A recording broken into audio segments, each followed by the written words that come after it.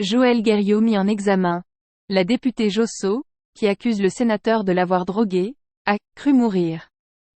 La députée Sandrine Josso, qui accuse le sénateur Joël Guerriau de l'avoir drogué afin de l'agresser sexuellement, s'est exprimée publiquement pour la première fois ce lundi soir. Elle dit avoir cru mourir, et veut sensibiliser au fléau de la soumission chimique. J'ai cru mourir. Le premier témoignage public de Sandrine Josso a fait monter la pression sur le sénateur Joël Guerriau, accusé d'avoir drogué la députée en vue de l'agresseur sexuellement, tandis que le président du Sénat réclame la mise en retrait de l'élu. J'ai juste eu l'instinct de survie nécessaire. Moins d'une semaine après les faits, Sandrine Josso est sortie du silence pour livrer sa vérité sur France 5. La députée de Loire-Atlantique a raconté être allée, en confiance, et, en toute amitié, fêter la réélection de son collègue sénateur, élu dans le même département.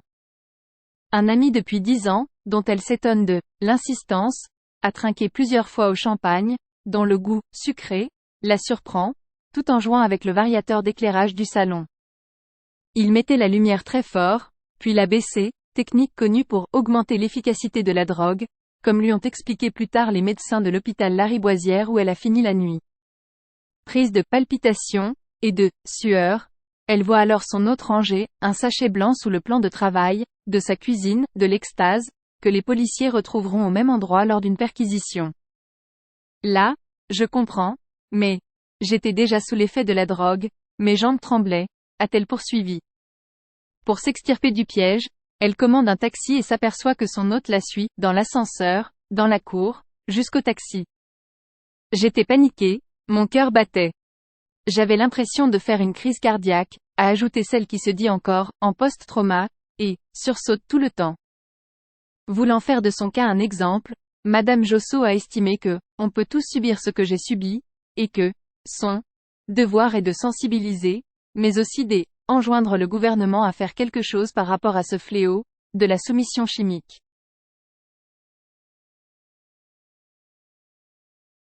Pour ce qui est de son agresseur présuppose, je m'occupe pas de lui, il fait ce qu'il a à faire, a-t-elle balayé. D'autres ont pris position à sa place, notamment Gérard Larcher, qui a invité Monsieur Guerriau à se mettre en retrait de toutes ses activités liées à son mandat de sénateur, en particulier, ses fonctions de secrétaire au bureau du Sénat et de vice-président de la Commission des Affaires étrangères. Une demande motivée par l'extrême gravité des faits reprochés au sénateur et le principe de dignité qui s'attache à l'exercice du mandat parlementaire, a souligné le président du Sénat. Démarche aussitôt appuyée par la chef de fichier des sénateurs communistes, Cécile Cukierman, pour qui c'est la moindre des choses, à la fois, par respect pour la plaignante et par respect pour l'institution. Mis en examen vendredi soir pour administration à l'insu de Madame Josso, d'une substance de nature à altérer son discernement ou le contrôle de ses actes afin de commettre une violation ou une agression sexuelle, ainsi que détention et usage de substances classées comme stupéfiants.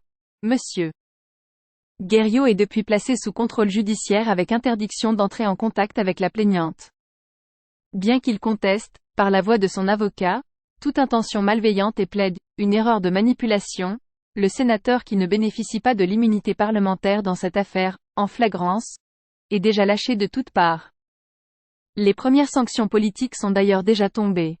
Coup sur coup samedi, son parti politique Horizon, puis son groupe parlementaire ont décidé de le suspendre et d'ouvrir des procédures disciplinaires pouvant aboutir à son exclusion.